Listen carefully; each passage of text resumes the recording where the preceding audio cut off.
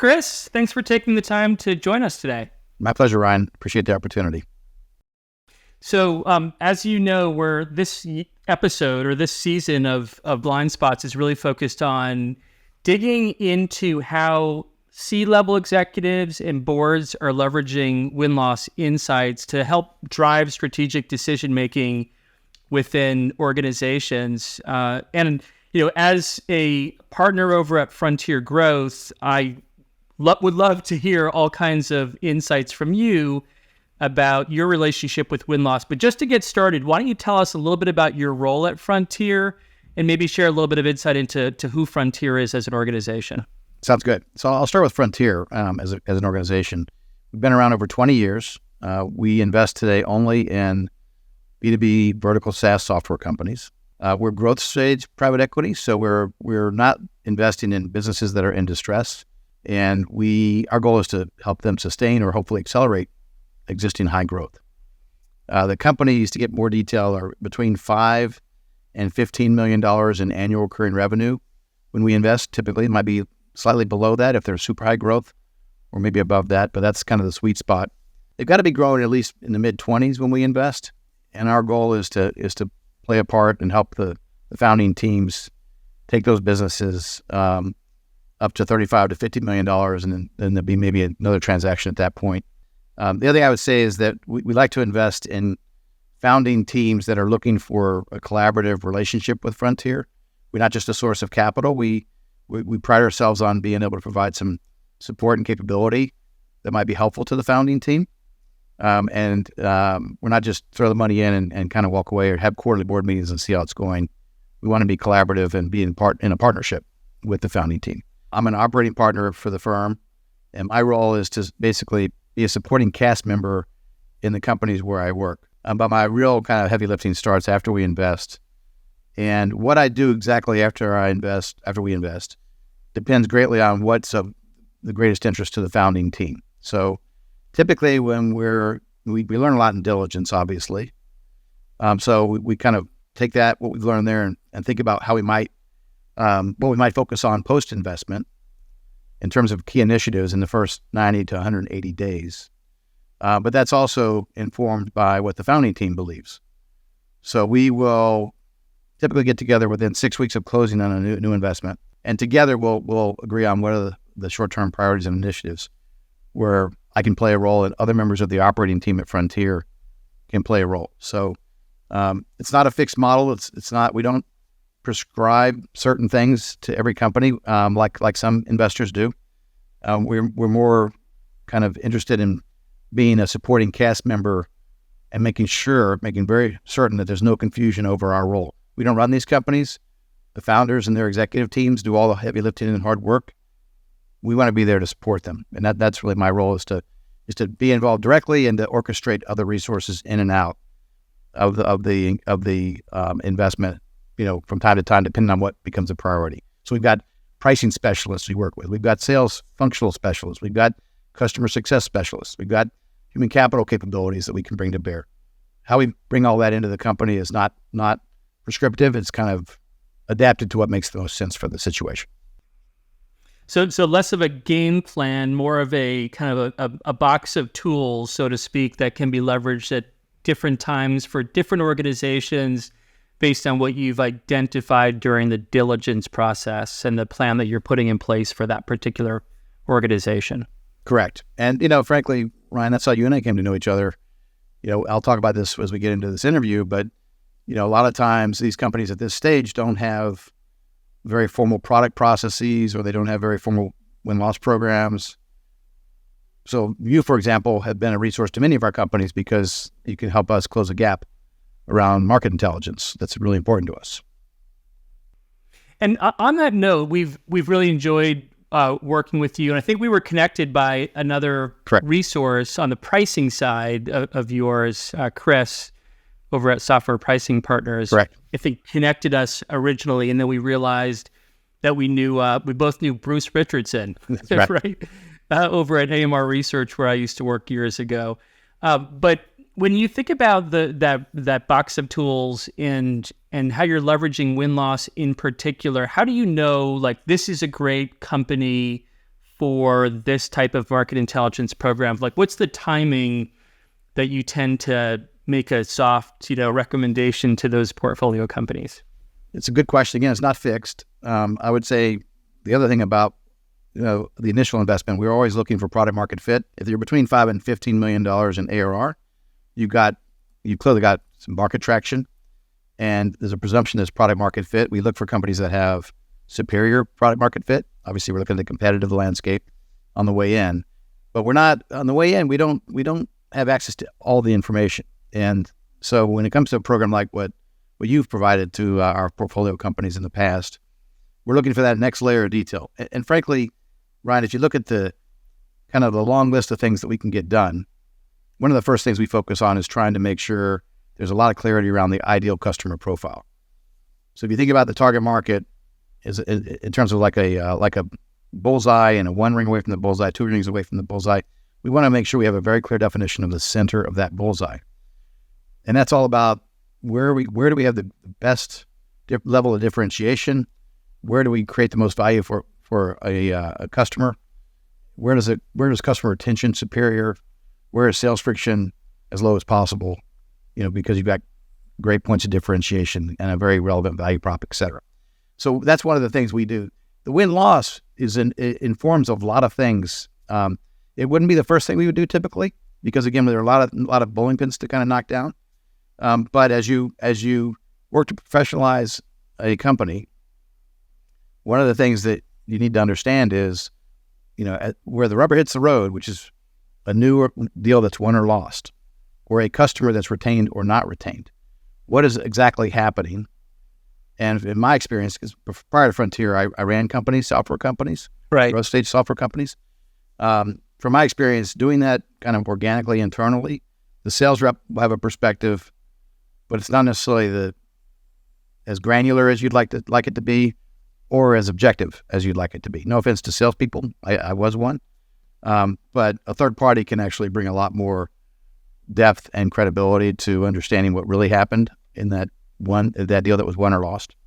And the same thing on a churn event. If somebody's churning, really understanding the reason for that. So I would say it's an important arrow in the quiver at the right time, but there are other things that we want to that kind of you need to build upon, and then get into that really well informed win-loss data and churn data. And I know in working with you and Frontier, a lot of the portfolio companies that we have supported have been very transparent with you about the data that's been collected. They'll share the reports with you at the board level. I know that we've presented at some of your board meetings to provide our findings.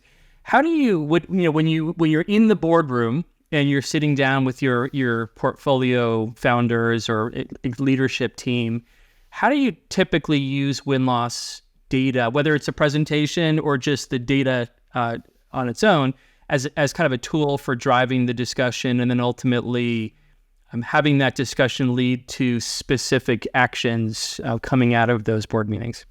It's a great question. So first of all, the board meeting, what's presented at the board level should be a distillation of what the management team is using to run the company. Again, boards shouldn't run companies. Boards are there in an oversight capacity. And the way we operate, we request a lot of data from our companies, but we want all that data to be a distillation of data that the management team uses to run the company. It shouldn't be a special report for us. It should be a distillation of stuff they're already looking at to run the business. Now, when it comes to the win-loss, I think the interesting thing about that dimension of the vast amounts of data you can be evaluating is it's cross-functional, touches a lot of functions across the business. To me, the most important is, business strategy. Like, am I going after the right customers? If I'm doing win-loss analysis, I might figure out that, my win rate on this particular type of company isn't very good. And here's what I'm learning about those companies and what they're interested in buying. Maybe we should stop prioritizing them or take them off our list altogether. So there's a business strategy component to well executed win-loss and churn. I think about win-loss is on a deal and then on a customer. If you lose a customer, right, it's equally as relevant, maybe more relevant. So business strategy gets informed by that. And then below business strategy, there's a product strategy that gets informed by that. Like some of the work that you guys have done, even recent work you've done. We've determined things around how to prioritize certain features based on what we're hearing in the win-loss reporting. Because you guys are able to dig deeply and get some very granular, actionable insights that inform the product strategy. And we've got to decide, are those gaps we want to close because there's certain market opportunity related to those capabilities that we don't currently have, that we're surfacing through win-loss reporting, that we're losing deals over certain capabilities that may be missing. So that's a product strategy. The other thing that's related to product strategy is pricing strategy, pricing and packaging. So in your analysis, I know you dig deeply into all aspects of that relationship between the company and the prospect in the case of a win-loss analysis. So you're looking at product features, you're looking at pricing and its impact on the win-loss. You look at the sales process, the way you actually approach the customer, and the relationship you build or don't build during the sales process. So you're talking about impacting product strategy, pricing strategy, which you could say is kind of a corporate and product function. You're looking at sales process, even marketing. Your reports include things like what influenced the buying decision. So your whole go-to-market strategy can be informed by robust win-loss reporting. And then your product strategy gets informed by it. And again, I think as you look at it, kind of zoom out a bit, company strategy gets informed by it. And it could be there are very tactical things that you figure out that are easy to fix, like, hey, your sales team is not clearly understanding the prospect's needs before they're pitching doing a demo or pitching a solution. They're not as good as the competition. That kind of creating empathy with the buyer. That's pretty tactical. Or it could be as strategic as you're calling down the wrong customer in the first place. Right. Yeah, that's really interesting to hear, right? And that's exactly what we hope to hear, right? When we're looking at organizing this content in a way that a functional leader could actually pull out information that aligns directly to them, it's super important for us to be able to deliver that in a very cohesive way. The other piece is just on the front end of those relationships, making sure that we're tapping into the knowledge of those folks, at the beginning, like, hey, you're the head of product. We want to know, like, what are your assumptions about your position in the marketplace? And what are some of the key challenges that you believe you're facing? And what would you like to learn through a win-loss program? So I know with all of the programs that we've been involved with you, that's been a big part of it, is that upfront discovery process to make sure that when the data is collected, it answers specific questions that the leadership team has. I guess, when you think about growth stage companies, maybe they're not super high on the transaction volume front quite yet because they're growing.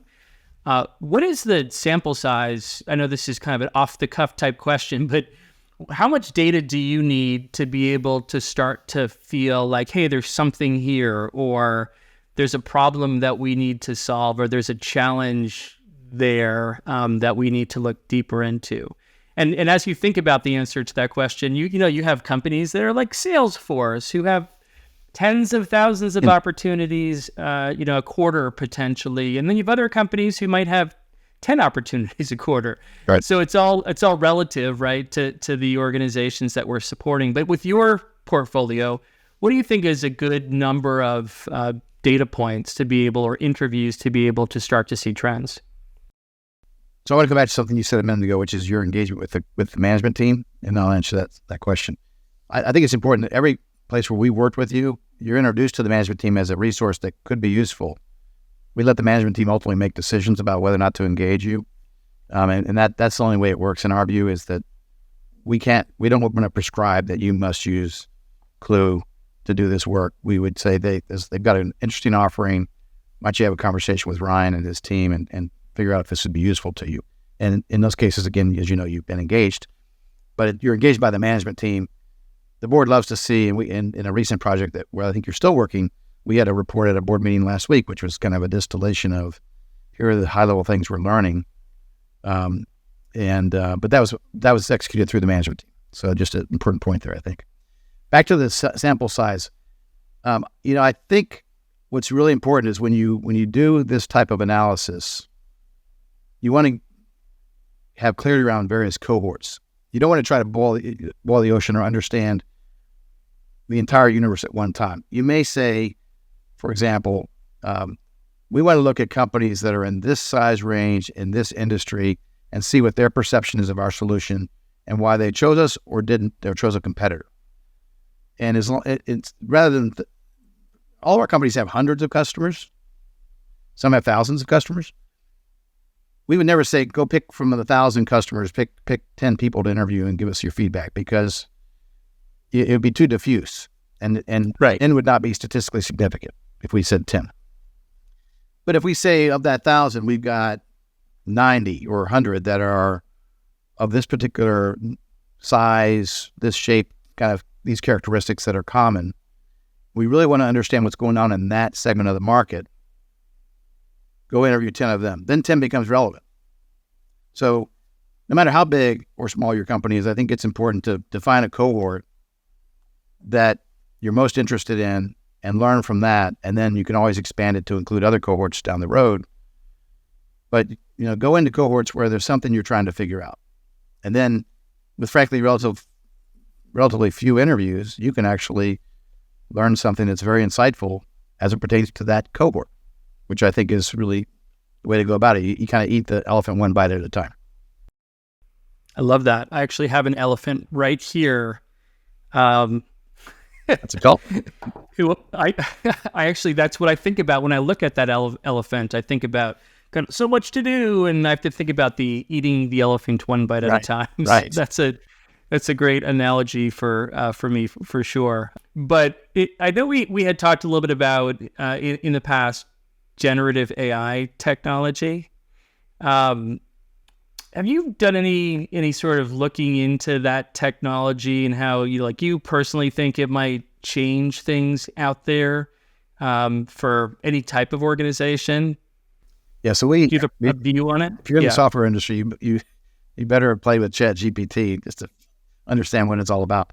I was actually on a call this morning with some of my partners talking about, we did a study of what our current portfolio is doing with that technology, and everybody's to a company, 100% of them are either doing something currently with the customer facing product they're offering, or they're looking at how to apply it internally in terms of their own operations, building product, servicing, supporting product.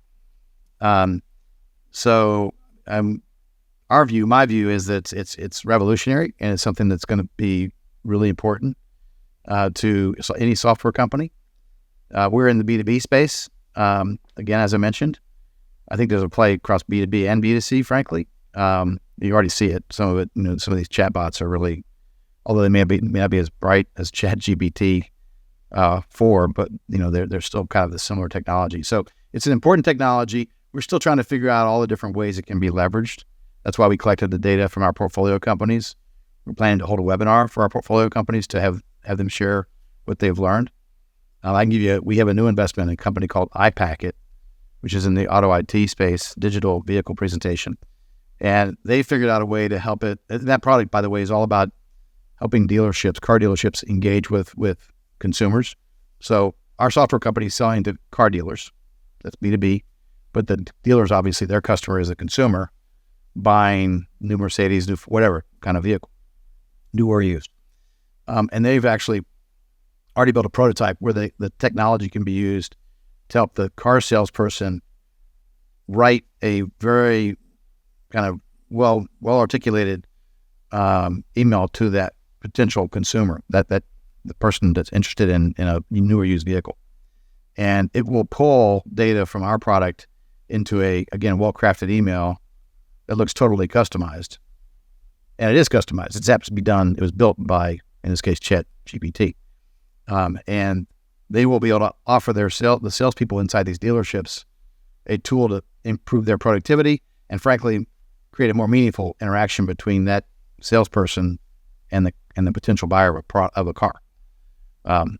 Really amazing, kind of a simple application, but something that they've already done some review with dealerships, alpha customers to get feedback. They've gotten tremendous feedback on how they feel about what it can do for them. And that's just one example. Yeah, that's amazing. So I would love to be a fly on the wall during that portfolio company meeting that you have about the topic and what different companies are doing. It's amazing. In the win-loss space, we're looking at doing all kinds of things like being able to build the program on the front end. Like we're collecting data from the stakeholders. Let's go ahead and have it summarized and organized in a very logical way to build out the learning objectives up front. When we conduct the interviews and get the transcript in our hands, being able to use the AI technology to organize the content into key finding categories. So a lot of the manual things that we have done up to this point, we'll still need humans. You'll still need like great interviewers and great editors to be able to work on the data. But there's just so many tools available to them right now to be able to streamline their process. So it is very exciting stuff. Yeah, we're also looking at how we can use it internally. It's because we're doing a lot of analysis. And right now, that's a lot of manual effort to try to synthesize all kinds of data. I mentioned market diligence, financial diligence, legal diligence, product diligence, technology diligence. And we're looking internally, how can we leverage that technology to help us kind of synthesize and make sense of all the data we collect?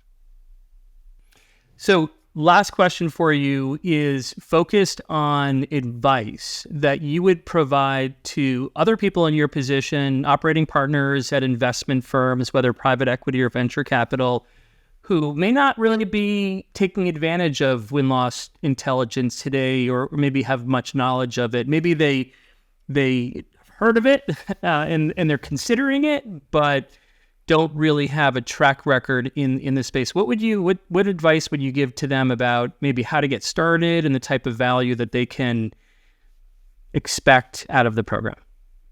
Well, I think it's an important arrow in the quiver that, and frankly, you can start with a very small investment and learn what's possible. So this is not a massive financial commitment from my experience in working with you. You can take a bite-sized chunk. Again, it gets down to that cohort. Figure out a cohort that's where you want to get smarter about what's going on with the interaction between buyer and seller, or in the case of churn, customer and customer success. And for a relatively small amount of money, you can run a very well-informed experiment and find out what you get back. And my expectation is that people will find it's a very worthwhile investment because, as I mentioned, the data we've seen from these programs informs company strategy, product strategy, sales process, broadly go-to-market strategy. It may inform who you want to sell to in the first place. So, to me, it's an important investment to make once a company's kind of got the maturity to take the insights and do something with them. Right? You can't, if you did it without.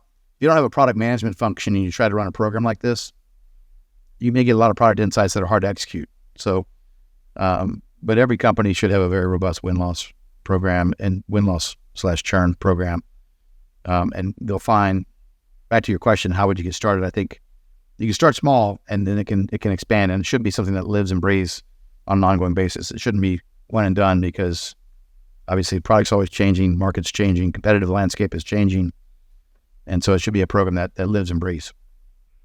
And I guess follow-up question to that, when you introduce it to the leadership team within portfolio companies, do you have any advice on how to maybe broach that topic with them? Is it just, you just put it out there, maybe you all should think about doing this, or how does it come up in conversation? So the first way it comes up, we always ask for win-loss analysis. You ask them for it. We always ask them just for the generic, the organic stuff, the stuff they're already doing. Right. And sometimes, the win, the reason codes don't make sense. Like you get a reason code called competitor. It's like, well, that's not a reason for losing. That's who you lost to. That doesn't tell me why you lost. So it's a standard ask to tell us about your wins and losses. And we look at that in diligence too. Invariably, you don't have the level of granularity. The actionable insights don't exist routinely in the companies where we are investing, again, at 5 to 15 million. It's not a criticism. It's kind of a natural thing that, that as you're growing and building companies at that stage, you can only do so many things at one time. So the way you kind of get the light bulb to go off in the portfolio company is just you're always asking the question, and then you start to say, well, what does that tell you? And you figure out that it breaks down a bit where they can only go so far with the insights that they've gleaned. Sales reps only fill out the field half the time. The reason codes don't make sense. You're not getting good objective data. And then that creates the opportunity to say, hey, we've got a relationship. We know a firm that does this quite effectively for a relatively modest amount of money. Why don't you give it a try? That's when we introduce you. And as you know, it's turned into, productive work for both of us. I love that. I'm so glad I asked that last question. Thank you, Chris. Thank you so much for all your time. This was awesome insight. And I think it aligns really well to our target, which is really getting board members and CEOs to understand the value and impact they can get out of these programs. So thank you for being gracious and generous with your time. Grant, thank you. It's always a pleasure.